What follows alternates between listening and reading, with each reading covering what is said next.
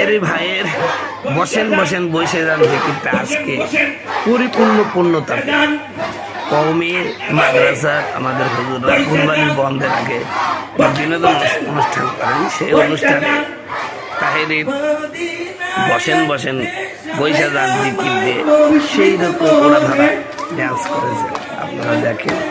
তবে এটা বিনোদন হিসাবে নিয়ে যেহেতু আমরা হুজুর এরকম নাচতেছে, তো এটা নিয়ে নেগেটিভও মন্তব্য আসতেছে, সোশ্যাল মিডিয়ায় নেগেটিভভাবে ছড়িয়েছে। কিন্তু এখানে একটা পজিটিভও আছে আমাদের নামে, আমাদের দেশে জিকিরের নামে যে কি ফাজলামি চলে সেই কথাটা কিন্তু ফুটিয়ে তোলা হয়েছে। কিন্তু যারা সুন্নি এই মাজার পরিচয়, আপনারা জানেন বাগেরহাটের মাজারে কুমির চলে যাওয়ায় খাদেমদের মাথা নষ্ট হয়, আর ইনকাম সোর্স কমে গেছে। ওই কুমিরটাকে যে দেখাশোনা করতো সে তো হাওয়াও করে পাচ্ছে, ইনকাম সোর্স কমে গেছে। তো এইরকমই ভণ্ডামো চলতেছে, মূলত সেটাই তুলে ধরা হয়েছে।